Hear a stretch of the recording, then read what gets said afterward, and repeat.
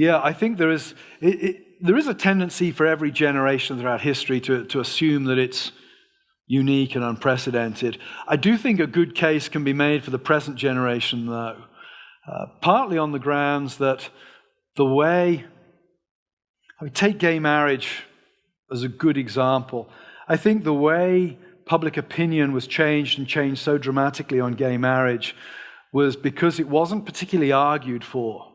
It was presented in aesthetically compelling ways by popular culture.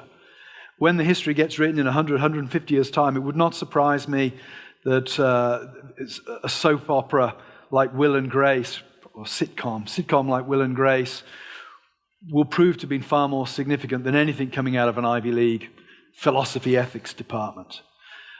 And I think one of the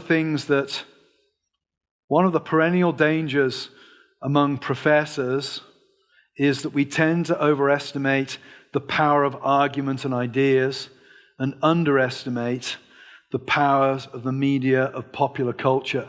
And those media have changed dramatically and become very, very pervasive and powerful in the last 10, 15, 20 years in a way that guys of my generation are having to play catch-up in order to understand what's going on here. To draw an analogy with Luther, one of the remarkable things about Luther that makes him so successful is that even though he's basically middle-aged by the time the Reformation begins, he has an uncanny understanding of how the print medium operates.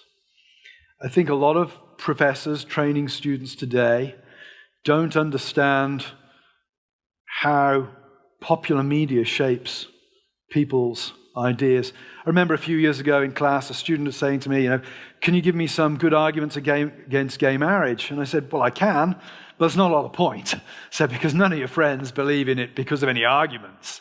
It's because they have an aesthetic view of love, they're drenched in sentimentalism, and they have all these soap opera and sitcom plot lines whizzing through their synapses telling them that why would you stop two people who love each other being happy? So that's not an argument, that's an aesthetic. So I can give you arguments, but they're going to be no good, even if people are polite enough to sit and listen.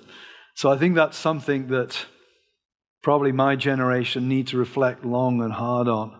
It's what makes me most pessimistic about the future, that the sheer strength of the media of pop culture in so many different ways, it looks to me as if we just can't resist it.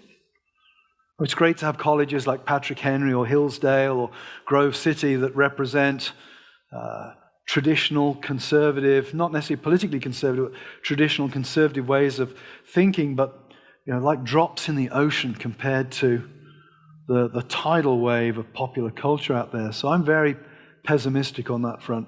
Then I think we have to go to Luther's quotation to say, well, the Word of God is still powerful. It's still powerful. I just don't see it being very powerful in America at the moment, but we can hope and pray that the Lord will use His preached word to transform hearts and minds once again.